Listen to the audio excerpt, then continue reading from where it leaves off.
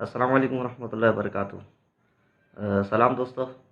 अॼु हिकिड़ी नई वीडियो सां हाज़िर थिया आहियूं। वीडियो जेका आहे असां सिंधी में रिकॉर्ड पियो करियां। सिंधी में इन करे रिकॉर्ड पियो करियां जो बेसिकली लतीफ़ शनासाई। इन वीडियो जो जेको उनवान आहे उहो आहे लतीफ़ शनासाई।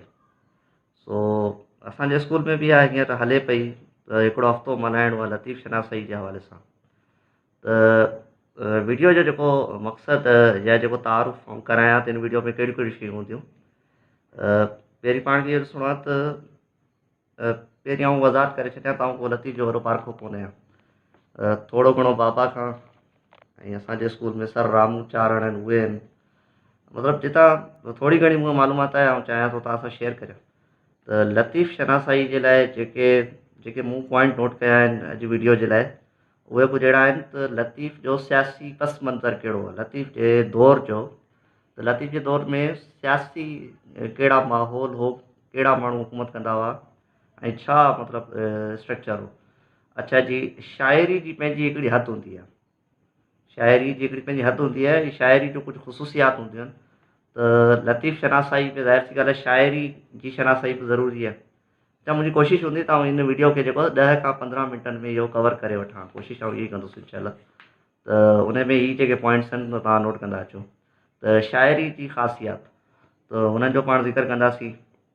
अच्छा, तसव्वुफ़ बेसिकली शाह साहब जेके आहिनि सूफ़ी शाइर हुआ, त हुननि ते सूफ़ी शाइरनि जो असरु हो, कुझु शाइरनि जो असरु हो, उहो पाण ज़िक्र कंदासीं। त उहे कहिड़ा कहिड़ा शाइर जिन खे पाण खे पढ़णो पवंदो, सम्झणो पवंदो, तॾहिं वञी लतीफ़ जी जेका असुलु शाइरी जो जेको आहे असुलु असरु जेको आहे उहो पाण खे सम्झ में ईंदो। अहिड़े तरीक़े सां लतीफ़ शनासाई में कुझु शख़्सियतुनि जो वॾो किरदारु आहे। जीअं अली शेर कानियो आहे, सांगी आहे, मिर्ज़ा कलेच बेग आहे, डॉक्टर गुरबख्शानी आहे, साईं जी एम सैयद आहे, रसूल बख्श पलेजो साहब आहिनि। त इन्हनि माण्हुनि जो बि हिकिड़ो स्पेसिफिक हिकिड़ो ख़ासि किरदारु आहे, उन जो इनशाला पाण इन वीडियो में ज़िक्र कंदासीं। छो जो लतीफ़ शनासाई में इहे सभु शयूं अचनि थियूं। अच्छा, लतीफ़ शनासाई में ईंदड़ पेश मसइला ॿोली जा ऐं फ़लसफ़े जी ॼाण, त इन्हनि सभिनीनि शयुनि ते इनशाला पाण ज़िक्र कंदासीं। सभिनी खां पहिरीं ॻाल्हि इहा थी त लतीफ़ सरकार जे दौर में जेको आहे सो सियासी हालात कहिड़ा हुआ। हाणे पाण खे लतीफ़ साहिब जी पैदाइश 1699, वफ़ात 1752। अच्छा, टे जॻहूं आहिनि। बर सग़ीर पाकिस्तान इंडिया, बर सग़ीर में हुकूमत कंहिंजी आहे, औरंगज़ेब आलमगीर जी आहे। जल्दी जल्दी इनशाला पाण हिन कवर था करियूं। त औरंगज़ेब आलमगीर पंहिंजी ज़ात में ॾाढो अजीबो ग़रीब इंसानु हो। माना मुख़्तलिफ़ क़िस्म जा राया आहिनि हुनजे बारे में। कुझु चवनि था त मज़हबी माण्हू हो, जिहादी हो, काफ़ी मज़बूत हुनजी हुकूमत हुई।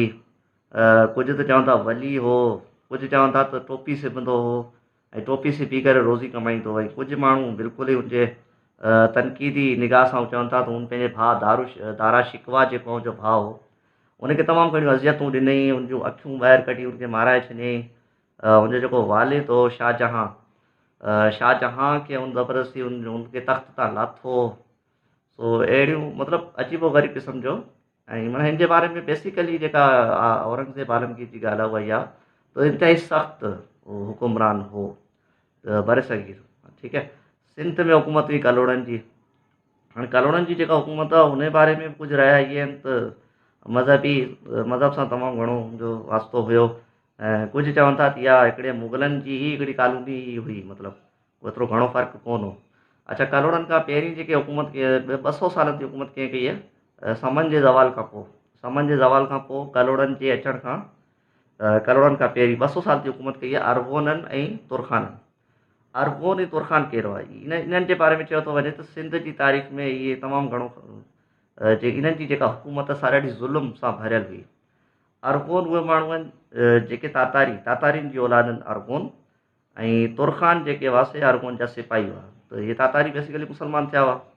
त हुननि कहिड़ी हुकूमत कई हूंदी, इन जो तव्हां पाण अंदाज़ो करे सघो था। ॿी तरफ़ यूरोप जे बारे में इहा ॻाल्हि हली पई उन टाइम ते त निशात सानिया, उते साइंस रिवाइव पिए कयो, हिकिड़ो नयो इनकलाब अची रहियो हो।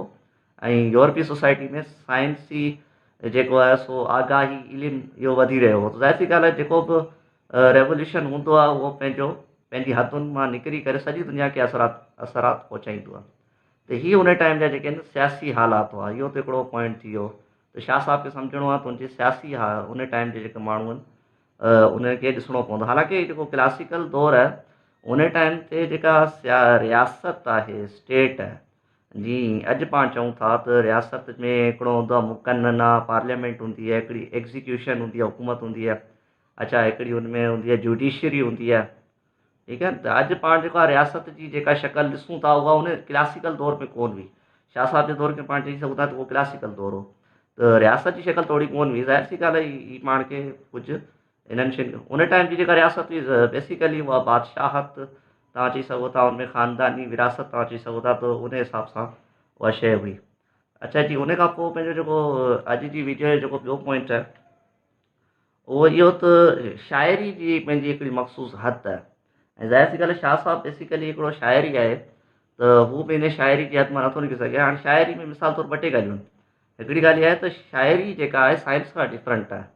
साइंस में छा आहे, हक़ीक़तुनि ते ॻाल्हि कई वेंदी आहे, जेकॾहिं का हक़ीक़त कोन्हे त साइंस उनखे इनकार थी करे, पर शाइरी में ईअं कोन्हे को।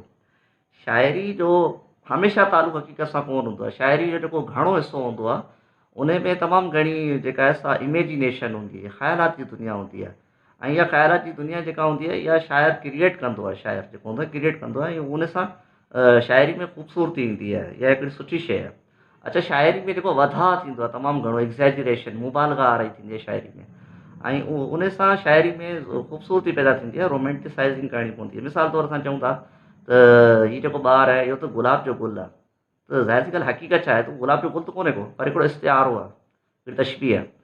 पाण चवंदा आहियूं त तूं अहिड़ी ख़ूबसूरत आहीं जहिड़ो चंडु आहे, त चंड बि बेसिकली ख़ूबसूरत कोन्हे हिकिड़ी हक़ीक़त, बट हिकिड़ा इस्तिआरा ॾिना वेंदा आहिनि। त शाइरी में जेका आहे इम्तिज़ाज हूंदो आहे, मिक्सचर हूंदो आहे जाम सारियूं शयुनि जो, तसव्वुफ़ आहे, ख़्यालात आहे, हक़ीक़त आहे, तहज़ीब आहे, अदब वग़ैरह। इन सां शाइरी आहे, शाइरी जो सॼो इहो जहान आहे हिकिड़ो। अच्छा जी, उन खां अलावा शाइरी में अलामतुनि जो वॾो जहान हूंदो आहे। अच्छा, सिधी ॻाल्हि करणु, इनखे चइबो आहे न त सिधो इज़ार करणु।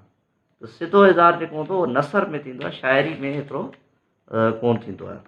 अच्छा जी, उन खां पोइ हाणे चवण जो मक़सदु इहो आहे त हीअ त ॻाल्हि थी वई त शाइरी, त शाह साहब जी शाइरी खे सम्झणो आहे त शाह साहब जी शाइरी में तमामु घणा ख़्यालात आहिनि, तख़यलात जी हिकिड़ी वॾी दुनिया आहे, इश्तिहारा आहिनि।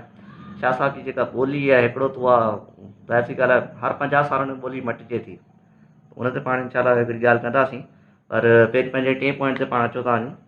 अच्छा जी, उनखां पोइ शाह साहब जी जेको शाह साहब ते असरात कहिड़नि कहिड़नि शाइरनि जा हुया। पहिरीं फस्ट ऑफ ऑल सभिनी खां पहिरीं पाण इहा चवंदासीं, शाह साहब पाण फरमाइनि था त ही जेतो बेत पायां से आयतूं आहिनि। शाह साहब जे जेको बैत आहिनि उन्हनि में हिकिड़ो वॾो हिसो जेको आहे क़ुर जी आयतुनि जो पिणु आहे, हदीस जो बि आहे। ऐं हर शाइर ईअं कंदो आहे, शाह साहब इन में अकेलो कोन्हे, जेके वॾा शाइर गुज़रिया आहिनि सभु क़ुर जी हदीस खे पंहिंजो as a source of information हू खणंदा आहिनि। अच्छा जी, ॿियो उन खां पोइ जेको शाह साहब ते जेको वॾा असरात आहिनि, शाह साहब सूफ़ी शाइर आहे, तसव्वुफ़ जो शाइर आहे। तसव्वुफ़ में ॿ सिलसिला थींदा आहिनि, हिकिड़ो वहदतुल वजूद आहे, वहदतुल शुहूद आहे। ज़ाहिर सी ॻाल्हि आहे हीअ 5-10 मिंटनि जी वीडियो में पाण उहो वहदतुल वजूद ऐं वहदतुल शुहूद सम्झाए कोन था सघूं। बहरहाल कुझु माण्हुनि जो चवणु आहे त वहदतुल वजूद सां शाह साहब जो घणो ज़िक्र आहे, त उन्हनि जो घणो अटैचमेंट आहे।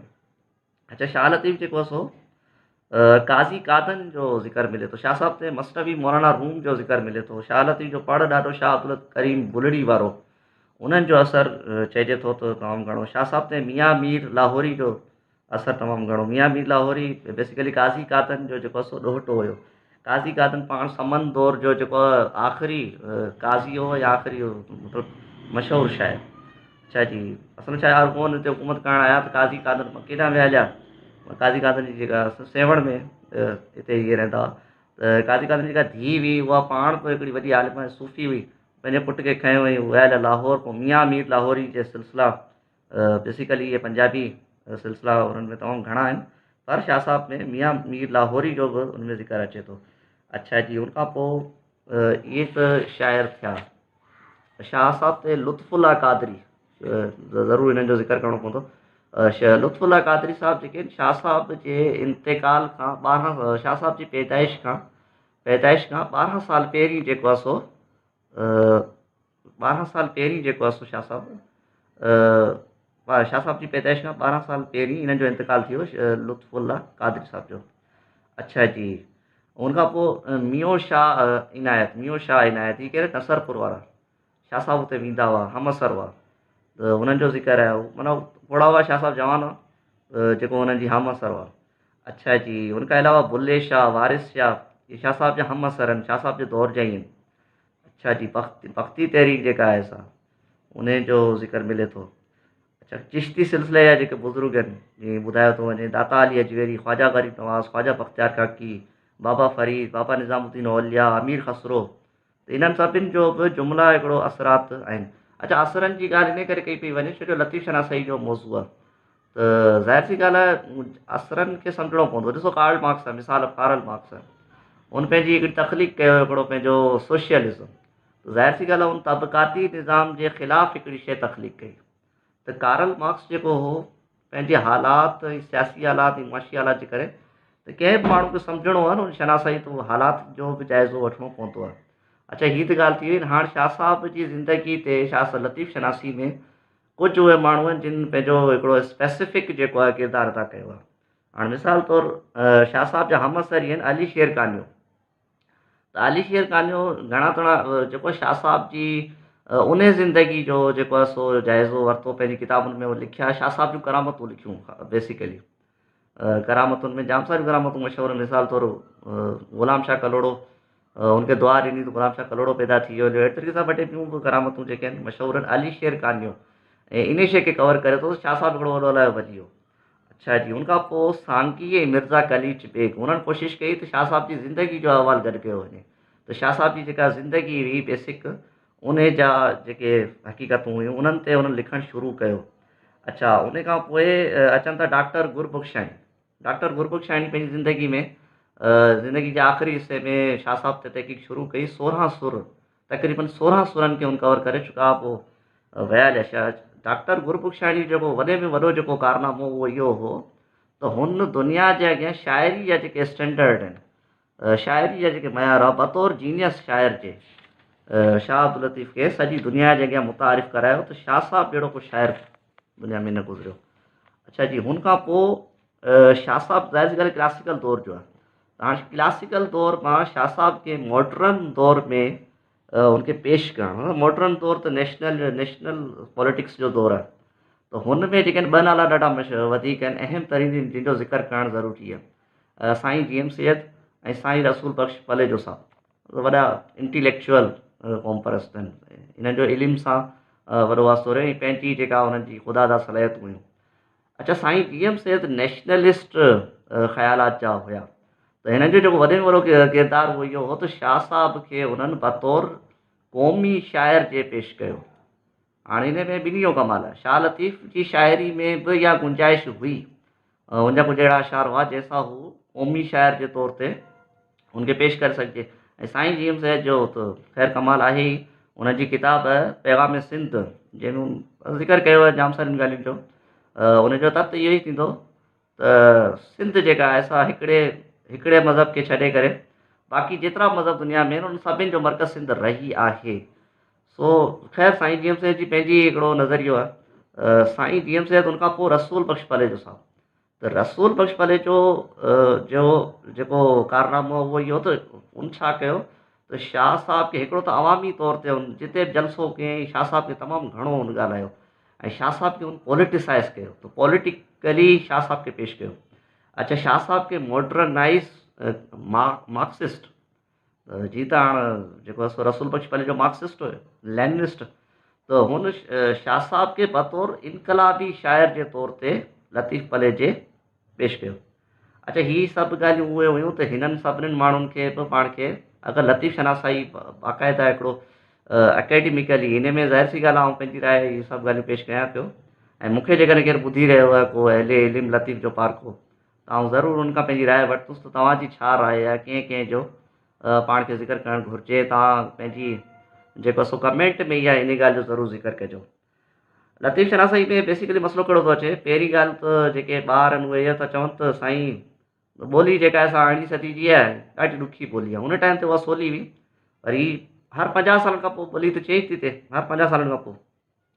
ऐं ॿारनि खे इहो ई चवंदुसि जेके लतीफ़ शनासाई जे लाइ कोशिशि करे रहिया आहिनि, सम्झण जी कोशिशि करे रहिया आहिनि, जेके तयारियूं कनि पिया, हींअर सिंध गवर्नमेंट जेको ऐलान कयो आहे लतीफ़ शनासाई जे हथां हफ़्तो मल्हाइणो आहे ऐं उन्हनि खे ॿोली सम्झ में कोन पई अचे। उन्हनि खे रुॻो इहा ई ॻाल्हि चवंदो ॿारनि खे त ॾिसो पाण फिज़िक्स पढ़ूं था, पाण बायोलॉजी पढ़ूं था, पाण केमिस्ट्री पढ़ूं था, महिनत लॻे थी, टाइम लॻे थो, पर यार पाण खे पंहिंजी ॿोली बि सम्झणी आहे। अच्छा, लतीफ़ जी ॿोली ईअं कोन्हे त सादी ॿोली हुजे अहिड़ी सॼी इश्तिहारनि सां भरियल आहे, महिनत खपंदी हिनखे, सम्झण में टाइम लॻंदो। या पंहिंजे लाइ चवां पियो, मूंखे सम्झण जी ज़रूरत आहे ऐं हर सिंधी खे सम्झण जी ज़रूरत आहे। अच्छा, लतीफ़ शनासाई में जेकर हक़ीक़त ॾिठो वञे त जेसिताईं तव्हां फ़लसफ़े खे न सम्झंदव तव्हांखे लतीफ़ शनासाई सम्झ में कोन ईंदी। बर्टनैंड रसल जी किताबु आहे the western philosophy. Western philosophy जेको आहे, वेस्टर्न फिलोसॉफी जेको आहे त वेस्टर्न फिलोसॉफी मूंखे हिते ख़तमु करणी पवंदी वीडियो, छो जो हिते कॉल पई अचे। अच्छा, बसि मुंहिंजो एतिरो ई तव्हां सां इहो तालुको त लतीफ़ जेको हाइपर रियलिटी आहे, हाइपर रियलिटी मतिलबु हक़ीक़त हुनजी जेका बि हुन जेका पंहिंजी शाइरी में पेश कयो आहे, लतीफ़ जी शनासाई जो हिकिड़ी लाइन में हिकिड़ी ॻाल्हि करियां त मक़सदु लतीफ़ जो इहो आहे हिकिड़ो आदर्शी इंसानु ठाहिणु, हिकिड़ो अहिड़ो माण्हू जंहिं वटि कैफ़ आहे, जंहिं वटि ईमान आहे, जंहिं वटि जुस्तजू आहे, जंहिं वटि जिदोजहद आहे, जंहिं वटि मायूसी कोन्हे का। लतीफ़ अहिड़ी शख़्सियत आहे। त शाह साहब बि चए थो त अहिड़ो इंसानु हर माण्हू खे हुजणु घुरिजे। वरी प्यार मुहबत आहे त लतीफ़ जो जेको पैगाम आहे उनखे असां हक़ीक़त में तब्दील करे सघूं था, इहो मुमकिन आहे। ऐं इन ते असां पंहिंजी वीडियो ख़तमु था करियूं। अंटिल नेक्स्ट, अस्सलाम वालेकुम, पाकिस्तान ज़िंदाबाद।